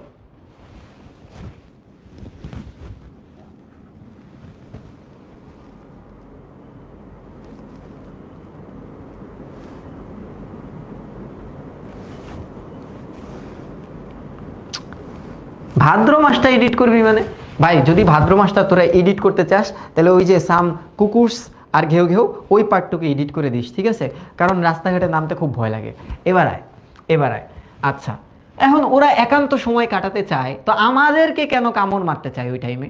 তোদের কি আমি ডিস্টার্ব করছি? এইটা রাস্তার কুকুরগুলা বুঝে না, ঠিক আছে? এবার দেখো, আচ্ছা তাহের দাঁড়িয়ে সামনে, এই দেখো তাহের এবং কাদের এর ভিতরে তাহের এক ভাই, এরা তো দুই ভাই তোমরা জানো। তাহের সামনে দাঁড়ায় আছে, চোখ তার তেমনি শিকারীর সুচাগ্র একাগ্রতা, সূচের মতো একদম ধারালো। তার একাগ্রতা মানে কি? একদম ফোকাসড। সে কি? একদম ফোকাসড, হ্যাঁ ফোকাসড। ওই যে জাওয়াদের মতো, জাওয়াদ যেমন মৌসুমীর দিকে ফোকাসড, ওরকম দেখো তেমনি মূর্তির মতো বসে কাদের ভাইয়ের ইশারায় অপেক্ষা করতে থাকে। দাঁড় বাইছে, ধরো বৈঠা বাইছে, নৌকা বইছে, কিন্তু এমন কৌশলে যে মনে হয় নিচে পানি নয় তুলো, কারণ আলতো ভাবে, কিভাবে সে নৌকা বইছে? আলতো ভাবে, হ্যাঁ আলতো ভাবে। এখন হ্যাঁ হাসুনির মা, রাইট, হাসুনির মা রে, হ্যাঁ হাসুনির মা। ওকে, না ওরা আমাকে ওদের ফ্রেন্ড ভাবে না, একমাত্র চিড়িয়াখানার বানরগুলা আমাকে বন্ধু ভাবে। They are like my friends, best friends. খুব ভালো লাগে আমার, আমি একটা বাদর পালবো, মানে হচ্ছে একটা বানর আমি আমার বাসায় আনবো, ঠিক আছে? আরে দেখতে সেই কিউট লাগে। আরে ভাই বাদাম আমিও এমনি এত সফিস্টিকেটেড ওয়েতে বাদাম ভেঙে খাই না, ওরা সুন্দর মতো বাদামটা এরকম করে ফাটায়, দুইটা দানা বের করে তারপর খায়। মানে কলা দিলে খুব সুন্দর ছিলে, কলা পাইলে তো সানি ভাই একদম কামড়ায় শেষ করে দেয়। আর ওরা কি সুন্দর সফিস্টিকেটেড ওয়েতে ছিলে, তারপর খায়, দেখতেই ভালো লাগে। ঠিক আছে, এবার দেখো, এবার কি বলতেছে, হঠাৎ তাহের, ঈষৎ, ঈষৎ মানে হালকা, হালকা, হ্যাঁ হালকা কেঁপে ওঠে, একদম বাহুবলী হয়ে গেছে। এখন একটা স্বীকার করতে হবে, হ্যাঁ কে এটা, এটা হচ্ছে তাহের বাহুবলী। এবার আসো, মুহূর্তে শক্ত হয়ে যায়, কেঁপে শক্ত হয়ে যায়, সামনের দিকে, সামনের দিকে চেয়ে থেকেই পেছনে আঙ্গুল দিয়ে ইশারা করে ওর ভাই ভাল্লাল দেব। হ্যাঁ, সামনে বায়ে, একটু বায়ে, কটা শীষ নাড়ছে, ধানের শীষ নড়ছে, নিরাগ পরা বিস্তীর্ণ ধান খেতে কেমন স্পষ্ট দেখা যাচ্ছে সেই নড়াটা। কি এক সিনারিও দেখো। আরো বায়ে, সাবধান, আস্তে। হ্যাঁ, তাহেরের আঙ্গুল অদ্ভুত ক্ষিপ্রতায় সেসব নির্দেশ দেয়। ততক্ষণে সে পাশ থেকে আলগোছে কোচটা তুলে নিয়েছে। কোচ মানে হচ্ছে এটা মাছ ধরার জন্য এক ধরনের বর্ষা থাকে, মাছ নিয়ে টান দেয়। আচ্ছা, নিতে একটু শব্দ হয়নি, হয়নি, তার প্রমাণ ধানের শীষ এখনো নড়ছে। কারণ ধানের শীষ নড়তেছে মানে কি, ওই জায়গায় মাছটা আছে, হ্যাঁ, ও অ্যালার্ট হয়ে যায় নাই। তারপর কয়েকটা নিঃশ্বাস রুদ্ধ করা মুহূর্ত, দূরে যে কয়টা নৌকা ধান ক্ষেতের ফাঁকে ফাঁকে এমনই নিঃশব্দে ভাসছিল, সেগুলোও থেমে যায়। লোকেরা স্থির দৃষ্টিতে তাকিয়ে থাকে, ধনুকের মতো টান টান হয়ে ওঠে তাহেরের কালো দেহটির দিকে। একটু দেখো, তাহেরের দেহের কালারটা কি ছিল, কালো। এটা একটু পড়বা এমসিকিউর জন্য, হ্যাঁ। আচ্ছা, তারপর দেখে হঠাৎ বিদ্যুৎ চমকের মতো সেই কালো দেহের ঊর্ধ্বাংশ কেঁপে উঠলো, তীরের মতো বেরিয়ে গেল একটা কোচ, সাই কইরা, হ্যাঁ, সাঝাক এরকম। আচ্ছা, তারপর কি হলো, একটা মাছ ধরছে, একটু পরেই বৃহৎ রুই মাছ হা করে ভেসে ওঠে। আবার নৌকা চলে ধীরে ধীরে সন্তর্পণে। সিনারিও ডান। এইবার দেখো, এক সময় ঘুরতে ঘুরতে তাহেরদের নৌকা মতিগঞ্জের সড়কটার কাছে এসে পৌঁছালো। সব থেকে ইম্পর্টেন্ট এমসিকিউর লাইন, হ্যাঁ। আর এই যে মতিগঞ্জ, এই মতিগঞ্জ, এই জায়গাটা, এই প্লেসটা তোমার এই পুরা রচনার জন্য একটা ইম্পর্টেন্ট। কাদের পেছনে বসে, তেমনি নিষ্পলক দৃষ্টিতে, নিষ্পলক মানে অপলক বলতে পারো, অপলক, যে পলক পড়ছে না, দৃষ্টিতে চেয়ে আছে তাহেরের দিকে, তার আঙ্গুলের ইশারার জন্য। যে ভাই সামনে থেকে বলতেছে এদিকে এদিকে, ও পিছনের থেকে দেখতেছে কোন দিকে যাব, এদিকে না এদিকে, এরকম একটা সিনারিও চলতেছে। সেও তাকায়, দেখে মতিগঞ্জের সড়কের উপরেই একটি অপরিচিত লোক। এইবার এই যে ক্যারেক্টার, ক্যারেক্টার সানি ভাইয়ের এন্ট্রি হচ্ছে গল্পে। আচ্ছা, মিস্টার মজিদ সানি, অপরিচিত লোক আকাশের দিকে হাত তুলে মোনাজাত করতেছে, আল্লাহ কালকেই যাতে আমার বিবাহটা হয়ে যায়, ধরো এরকম, হ্যাঁ। আচ্ছা, হাত তুলে মোনাজাতের ভঙ্গিতে দাঁড়িয়ে আছে, শীর্ণ মুখে কগাছি দাড়ি, এই যে আমার মতে, আমার মতে, আবার তোমরা আবার আমারে ভাইবো না, ঠিক আছে, কগাছি দাড়ি, চোখ মিলিত, মানে কি, এটা হচ্ছে অমলিন, হ্যাঁ। আচ্ছা, মুহূর্তের পর মুহূর্ত কাটে, লোকটির চেতনা নেই, লোকটি এমনি তাকায় আছে, মোনাজাত করতেছে, ইয়া আল্লাহ তুমি আমার কথা শোনো। আচ্ছা, নিরাগ পরা আকাশ যেন তাকে পাথরের মূর্তিতে রূপান্তরিত করতেছে, কারণ তার ভিতরে কোনো চেঞ্জ নাই, সে ওরকমই আছে, ঠিক আছে।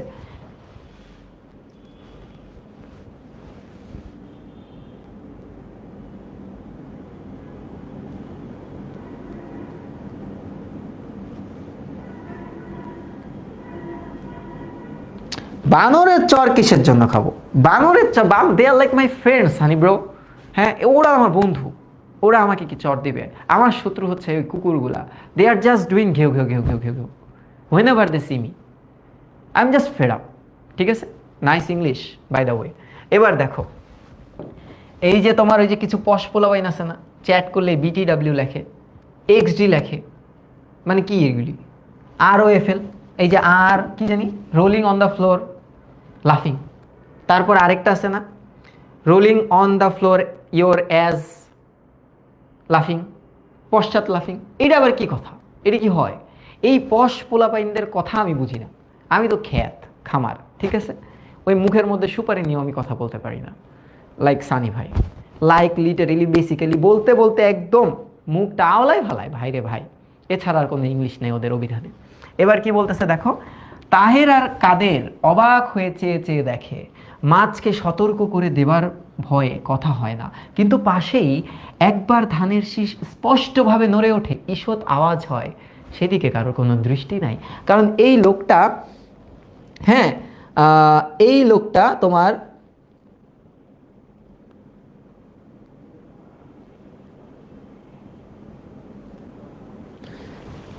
এমনভাবে আছে, হ্যাঁ এমনভাবে এই লোকটা আছে, বাই দ্য ওয়ে বিটিডাব্লিউ।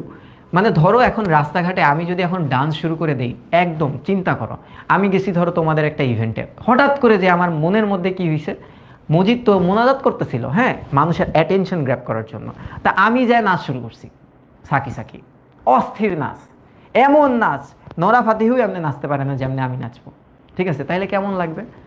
অবাক হয়ে যাবে না তোমরা? ঠিক এরকম অবাক করার মতোই একটা কাজ মজিদ করে, ঠিক আছে। এবার দেখো নাটকীয় একটা প্রবেশ, হ্যাঁ এক সময় লোকটি মোনাজাত শেষ করে, মানুষ তো ভাবছিল ওই মোনাজাত করতে করতে মনে মরে গেছে, কিন্তু না, সে ওঠে, কিছুক্ষণ কি ভেবে ঝট করে পাশে নামিয়ে রাখা পুটুলি তুলে নেয়। পুটুলি মানে একটা ব্যাগ বা বস্তা, হ্যাঁ ওই যে বস্তা, ওই পিঠে ধরো জামা কাপড় নিয়ে আসছে, সেই পুটুলিটা পোটলা, পোটলা এটাতে বলতে পারো হচ্ছে পোটলা। হ্যাঁ আমরা আবার ওই যে যারা ঢাকায় এই এলাকায় থাকে না, তারা ওই যে কিছু নিষিদ্ধ দ্রব্য ক্যারি করে, কিছু দুষ্টু ছেলে পেলে আছে বুঝছো, ওরা নিষিদ্ধ দ্রব্য ক্যারি করে, তো ওইটার আমরা পোটলা বলি এই আশেপাশে যারা থাকে, হ্যাঁ ওই মাদক দ্রব্য যারা ক্যারি করে নিয়ে যায়, ওই যে পোটলা, পোটলা ধরা খাইছে, এরকম কিছু কথা বলি, তো এই পোটলা আর ওই পোটলা এক না। এখন বলতেছে দেখো, তারপর বড় পা ফেলে উত্তর দিকে হাঁটতে থাকে, এই উত্তর দিক, এখন ভাই আমার উত্তর দক্ষিণ পূর্ব পশ্চিম এটা না আমি বুঝি না। এই যে গ্রামের থেকে কেউ যখন আসে না, তো ফোন দিছি, হ্যালো, হ্যাঁ দুদু দাদা কোথায় তুমি, ওই যে দুদু মিয়া, আম্মুর যদি দুদু চাচা হয় তাহলে আমার তো দুদু দাদা হবে, তো ধরো কোথায় আপনি, সে বলে এই যে বাস স্ট্যান্ড থেকে উত্তর দিকে, উত্তর দিকে। এখন আমি চার দিকে ঘুরি, এটা উত্তর, এটা উত্তর না, এটা উত্তর, চার দিকে ঘুরে দেখি হে নাই, তা আমি উত্তর দিক কোন দিক, এই যে হাতের ডান দিকে যায় বাম দিক, তা আমার হেডা কোন, আমি এদিকে আসি, মানে আমি বুঝি না আর কি। এরপর কি বলছে দেখো, উত্তর দিকে খানিকটা এগিয়ে মহব্বতনগর গ্রাম, তাহলে মহব্বতনগর গ্রামটা মতিগঞ্জ থেকে কোন দিকে, যদি এই প্রশ্নটা আসে, হ্যাঁ যে মতিগঞ্জের থেকে, থেকে হ্যাঁ থেকে কোন দিকে, কোন দিকে, তাহলে অ্যান্সার কি দিবা, এটা হচ্ছে উত্তর দিকে। আর উত্তর দিক এই কথাটা বিদ্রোহী কবিতায় পাইছে, আমি উত্তর বায়ু, মলয় অনিল, উদাস পুরবী হাওয়া, এরকম একটা লাইন আছে। আবার রেইনকোট গল্পেও উত্তর দিকটা কিন্তু বলা আছে, ওই যে মনে আছে যে হচ্ছে একটা তোমার হচ্ছে টং দোকান ছিল, পান বিড়ির একটা দোকান ছিল, সেই দোকানের ছেলেটা উত্তরের দিকে চেয়ে থাকে এবং নুরুল হুদা এসে ওই দিকেই তাকায় থাকে, আমরা কিন্তু পাইছিলাম। এবার একটু আসো, হ্যাঁ আচ্ছা, তাহের ও কাদেরের বাড়িও সেখানে, তাহলে তাহের এবং কাদেরের বাড়ি কোথায়, মহব্বতনগরে।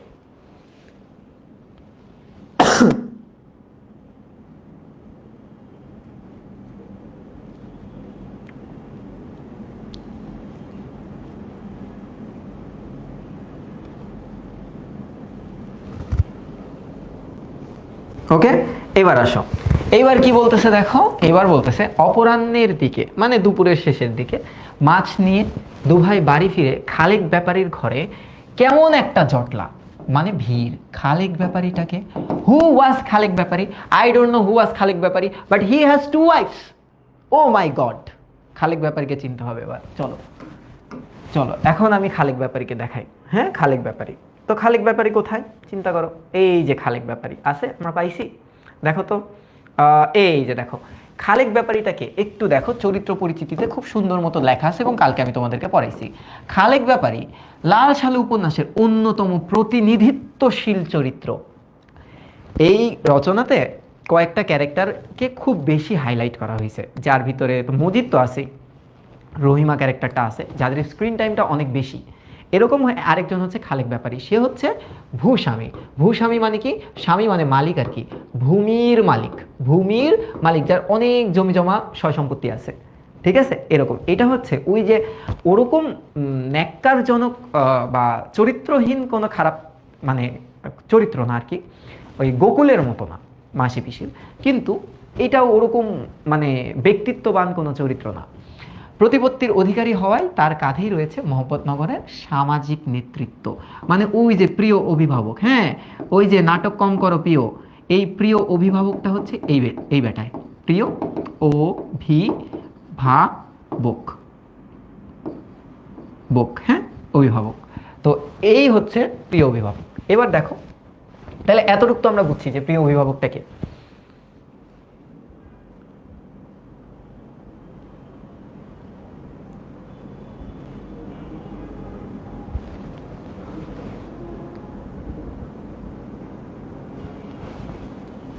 আচ্ছা, এবার একটু দেখো, হ্যাঁ, গ্রামের সেখানে লোকেরা আছে, তাদের বাপও আছে, হ্যাঁ, son and dads are there. Very good in English. হ্যাঁ, আজকের ক্লাসটা ইংলিশে নিয়ে মনে করতেছি। হ্যাঁ, সকলের কেমন গম্ভীর ভাব, everyone is just just silent.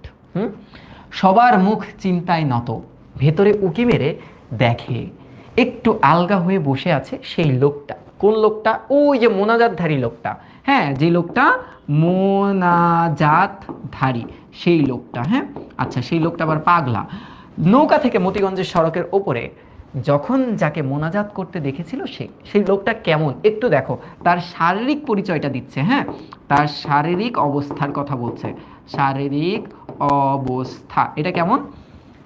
এটা হচ্ছে রোগা, বয়সের ধারে যেন চোয়াল দুটো উজ্জ্বল, চোখ বুঝে আছে। কোটরাগত নির্মিলিত, সেই কোটরাগত মানে চোখটা গর্তের ভিতরে ঢুকে গেছে, নির্মিলিত চোখে একটু কম্পন নাই, চোখ কাঁপতেছে না, মানে একদম স্পষ্ট দৃষ্টিতে সে সব কিছু দেখতেছে, অবজার্ভ করতেছে। এবার কি বলতেছে দেখো। এভাবেই মজিদের প্রবেশ হলো মহম্মদনগর গ্রামে। প্রবেশটা নাটকীয় হয়েছে, কোনো সন্দেহ নেই, কিন্তু গ্রামের লোকেরা নাটকের পক্ষপাতী কেন? তারাও তো বিনোদন সন্ধানী, বিনোদন চায়। আচ্ছা, বিনোদন চায়। সরাসরি মতিগঞ্জের সড়ক দিয়ে যে গ্রামে ঢুকবে তার চেয়ে বেশি পছন্দ হবে তাকে যে বিলটার বড় অশ্বত গাছ থেকে নেমে আসবে। মানে কি বলতেছে জানো? যে মানুষ তাকে বেশি অ্যাকসেপ্ট করবে, যে স্বাভাবিকভাবে আসবে সেটা তো অ্যাজ ইউজুয়াল।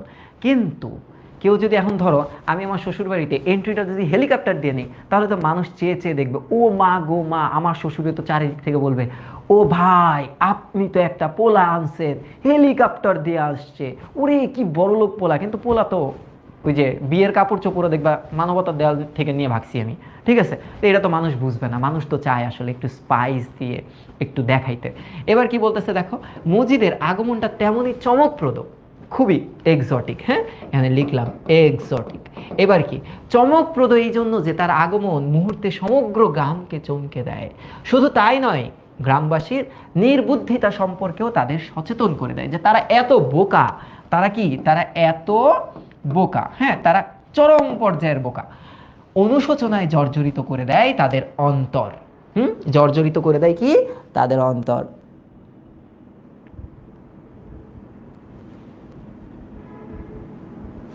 ঠিক আছে, এবার দেখো শীর্ণ লোকটা গালাগালি করতেছে।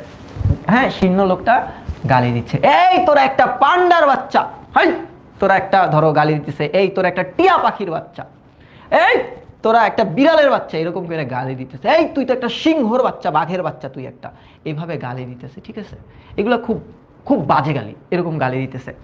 খালেক ব্যাপারী ও মাতব্বর রেহান আলী সেখানে ছিল। তার মানে খালেক ব্যাপারীকে আমরা চিনেছি। এখন রেহান আলী ক্যারেক্টারটা ওরকম ভাবে নাই, কিন্তু রেহান আলী হচ্ছে গ্রামের মাতব্বর। জোয়ান মদ্য কালুমতি, এটা কালকে আমি ভুলে মনে বলছিলাম এটা দুইটা ডিফারেন্ট মানুষ, এটা একজনই। জোহান মদ্য কালুমতি তারাও ছিল, কিন্তু লজ্জায় তাদের মাথা ছিল হেড মানে নিচু, জাস্ট লাইক অনুপম। নবাগত মানে কি? নতুন আগত। হ্যাঁ, নব মানে নতুন আগত। লোকটির কোটরাগত চোখে আগুন, যে দেবে থাকা চোখ, গর্তে ঢোকা চোখে আগুন, ফায়ারিং হচ্ছে একদম। এখন ওরা ডাকছে,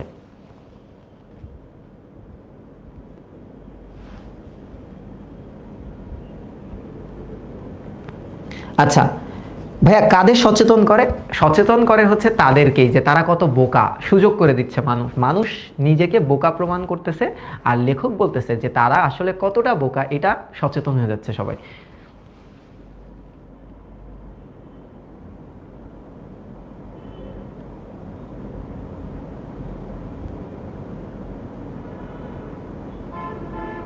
আচ্ছা, হ্যাঁ, এবার দেখো আর যারা মানে এই যে যারা আরো একটু শিক্ষিত, হ্যাঁ, তারা আবার খুব উড়াধুরা গালি দিচ্ছে।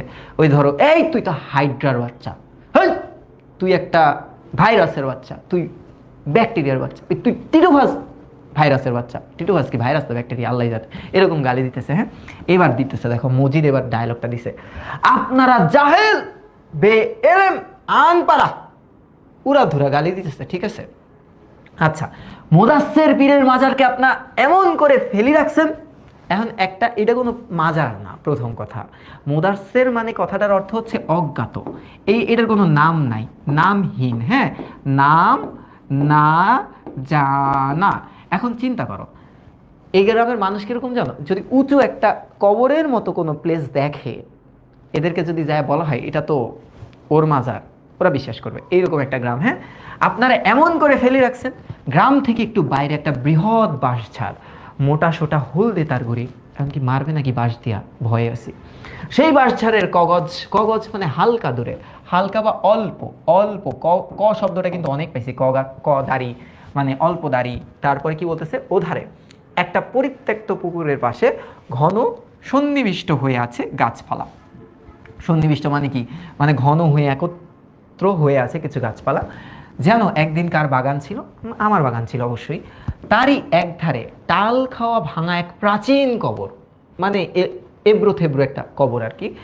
ছোট ছোট ইটগুলো বিবর্ণ শ্যাওলাই সবুজ, এর সবুজের মতো। একটু দেখো, কবরের এখানে একটা বর্ণনা দিচ্ছে, এই যে কবরের বর্ণনা, এটা লাগবে আমাদের। যুগ যুগের হাওয়ায় কালচে, ভেতরে সুরঙ্গের মতো। শেয়ালের বাসা হয়তো, ওরা কি করে জানবে যে এটা মুদাসসির পীরের মাজার? এটা হচ্ছে সেই মাজারের বর্ণনা দিল, মাজারের বর্ণনা। হ্যাঁ, মাজারের বর্ণনা দিল। এরপর কি দেখো, সভায় অশীতিপর মানে কি 80-র ওপর, হ্যাঁ 80+ বৃদ্ধ সোলেমনের বাপও ছিল। এই সোলেমন মানে কিন্তু সালমান না, হ্যাঁ, বাপ ছিল হাঁপানির রোগী। সে কিসের রোগী? হাঁপানি। এটা একটু মনে রেখো এমসিকিউর জন্য। হ্যাঁ, সে দম খিচে একদম খিচকে আছে। হ্যাঁ, নত করে রাখে চোখ, সেও একটু লজ্জায় পড়ে গেছে। আমি ছিলাম, এবার মজিদ বলতেছে, আমি ছিলাম গারো পাহাড়ে, মধুপুর গড় থেকে 3 দিনের পথ এরকম দূরে। মানে ধরো আমি আমার শ্বশুর বাড়িতে গেছি, হেলিকপ্টারে করে নামছি, নাইমে আমি জাতির উদ্দেশ্যে, শ্বশুর বাড়ির জাতির উদ্দেশ্যে বলছি, আরে আমি ছিলাম লন্ডনে, কিন্তু আমি ছিলাম নন্দন পার্কে। ঠিক আছে, আমি আসলে আসছি আপনাদের এখানে খুব কষ্টে, আসলে আকাশে এত জ্যাম, কি বলবো আপনাদেরকে, হেলিকপ্টারে সংঘর্ষ হয়, সংঘর্ষ। হ্যাঁ, কি কষ্টে যে আমি আসছি, এরকম করতেছি। কেমন লাগবে তোমার ব্যাপারটা? এরকমই মজিদের লাগতেছে। দেখো, মানে মজিদ ওরকম করতেছে। মজিদ বলে যে সেখানে সুখে শান্তিতেই ছিলাম আমি। বাটপাড়ির একটা লিমিট থাকে। ও বলে সুখে ছিল, তোর পেটে নাই ভাত, তুই বলে সুখে ছিলি। এখন গোলা ভরা ধান, দেখো এই কথাটা অনেকটা এরকম, যেমন আমি যদি এসে বলি, আরে আমি তো আজকে আস্তা দুম্বা খাই আসছি, এখন মানুষ আমার দিকে তাকায়, কোকে দুম্বা কুই এসে, তাইলে তুই তো একটা কাঠের মতো, পাটখড়ির মতো, তুই আবার কি আস্তা দুম্বা খাইলি? ব্যাপারটা হচ্ছে এরকম। এখন বলতেছে দেখো, গরু ছাগল সবই আছে ওই জায়গায়, ও নিজেও একটা ছাগল। তবে সেখানকার মানুষরা অশিক্ষিত এবং বর্বর, হিংস্র। তাদের মধ্যে কিঞ্চিত মানে হালকা পাতলাও, হালকা খোদার আলো ছড়াইবার জন্য অমন বিদেশ বিভুঁইয়ে যেসব বসবাস করছিল, তারা বর্বর হলে কি হবে? দিল তাদের সাচ্চা খাঁটি সোনার মতো। যে ওরা বর্বর ছিল ভালো কথা, কিন্তু ওদের মন ভালো ছিল। খোদা রসুলের ডাক একবার দিলে পৌঁছে দিতে পারলে তারা বেচেন হয়ে যায়, অস্থির। হ্যাঁ, বেচেন মানে কি? অস্থির হয়ে যায়, অস্থির হয়ে যায়। তাছাড়া তাদের খাতির যত্ন স্নেহ মমতার মধ্যে বেশ দিন কাটছিল। কিন্তু ও উড়াধুরা বকতেছে। হ্যাঁ, কিন্তু কি বলতেছে, সে একদিন স্বপ্ন দেখে, সে স্বপ্নই তাকে নিয়ে এসেছে এত দূর। কি স্বপ্ন? মধুপুর গড় থেকে 3 দিনের পথ সে দুর্গম অঞ্চলে মজিদকে যে বাড়ি গড়ে তুলেছিল, তার নিমেষের মধ্যে ভেঙে সে চলে আসছে। মানে ধরো আমি বলতেছি, আরে শ্বশুর, আপনার মেয়েকে বিয়ে করার জন্য আমি অফার পাইছিলাম। আসলে আমাকে ব্রুনাইয়ের রাজার স্ত্রীর মেয়ে, সে আমাকে বলছিল বিয়ে করার জন্য, আমি ক্যান্সেল করে দিছি। আমাকে হোয়াইট হাউস থেকে ট্রাম্প কল দিছিল তার মেয়েকে বিয়ে করার জন্য, আমি এটাও ক্যান্সেল করে দিছি। এটা সব করে আমি আপনার মেয়েকে বিয়ে করতে চলে আসছি। এরকম ফাত্রাবাজি করতেছে। ঠিক আছে, এবার কি বলতেছে দেখো, লোকেরা ইতিমধ্যে বার কয়েক শুনেছে সে কথা, যে লোকে মানে বারবার একই কথা বলতেছে আর কি। হ্যাঁ, তবু তারা উৎকর্ণ হয়ে ওঠে। কর্ণ মানে তো কান, মানে কি? এটা হচ্ছে শোনার আগ্রহ। ঠিক আছে, শুনতে চাবার আগ্রহ, শুনতে চাওয়া। হ্যাঁ, বারবার শুনতে চাওয়া বা পুনরায় শুনতে চাওয়া, পুনরায় শুনতে চাওয়া। আচ্ছা, উনি একদিন স্বপ্নে আমাকে ডাকিলেন এবং বলিলেন, মানে বলতেছে যে এইটা আসলে একটা পীরের মাজার, তো আমি কেন আসছি, আমি তো হুদাহুদি আসি নাই, আমাকে একটা একটা গোল বা আমার একটা লক্ষ্য আছে। আচ্ছা, বলতেছে উনি একদিন স্বপ্নে ডাকিল, বলতে বলতে মসজিদের কোটরাগত ক্ষুদ্র চোখ দুটো পানিতে ঝাঁপিয়ে উঠলো, হঠাৎ করে কান্দা শুরু করে দিছে। মানে লেখাটা এরকমই সেরা। ঠিক আছে, বলো এতটুকু বুঝছো কিনা?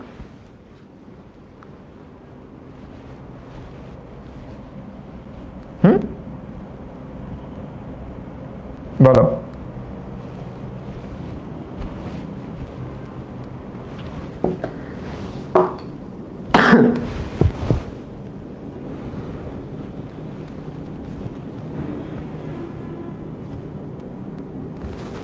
হ্যাঁ, এই পর্যন্তই রেখে দিচ্ছি আজকে।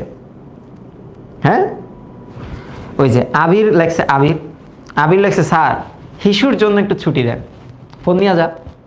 হ্যাঁ, ফোন নিয়ে যা তুই বেড়া, ফোন নিয়ে তো ডুইকেও ওয়াশরুমতে বাইরেও না, তখন তো ঠিকই ফোন সাথে রাখো।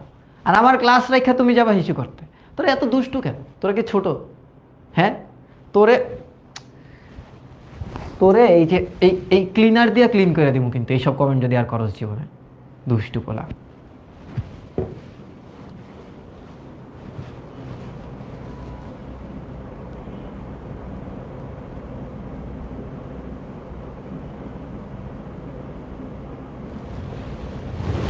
ওকে, তাহলে তোমরা এটা, এই যে প্রথম ক্লাস, হ্যাঁ আমি আজকে সব পিডিএফ গুলো দিয়ে দিচ্ছি। আহ, হ্যাঁ, আমি এই পর্যন্ত রেখে দিচ্ছি। আশা করি তোমরা এইভাবে এনজয় করবো আমরা পুরো পড়াগুলা। এখনও তো রহিমা আসে নাই, এখনও জমিলা আসে নাই, ইভেন হাসুনির মাও আসে নাই, এই ক্যারেক্টারগুলো এখনও আসে নাই। তো আমরা আরও মজা করে করে পড়বো, আমি এটা আশা করতেছি। এবং তোমরা আমাকে সেই সাপোর্টটা দিবা, এবং আমিও তোমাদের কথাগুলো রাখবো, এবং সবগুলোই আমি তোমাদেরকে এভাবে পড়াই দিব। এই তো কেবল শুরু। আর এর মাঝে মাঝে তোমার হচ্ছে আহ, আহ, তোমার কি বলে, আমি বাকি যে রচনাগুলো আছে না, সেগুলো পড়ান মানে পড়ায় দিব আর কি, কারণ 26 ব্যাচের জন্য তো পড়াতে হবে। এই উপন্যাসটা আমি রাতেই পড়াবো, আর 26 ব্যাচের জন্য যদি কিছু পড়াতে হয় তাহলে আমি বিকাল বা সন্ধ্যার টাইমটা ব্যবহার করব। ঠিক আছে, ক্লাস সংখ্যা বাড়ায় নিতে আমার কোনো আপত্তি নেই। তো এতটুকু থাকলো, দেখা হবে রুটিন ক্লাসে, তো দেখা হবে। এর মাঝখানে যদি কোনো ক্লাসে আমি চলে আসি তাহলে আমাকে গ্রহণ করার আকাঙ্ক্ষাই আমি ব্যক্ত করে যাচ্ছি। ঠিক আছে, তো ভালো থাকো, সুস্থ থাকো অভিভাবক বৃন্দ, যারা আপনারা আমার ক্লাস দেখেন। আমি আপনাদের কাছে শুক্রিয়া আদায় করি। আমাকে, আমার জন্য দোয়া করবেন, আমাদের প্ল্যাটফর্মের জন্য দোয়া করবেন, এবং আশা করি আপনার সন্তান একটা ভালো রেজাল্ট আপনাকে এবং আমাদেরকে উপহার দিতে পারবে। আসসালামু আলাইকুম।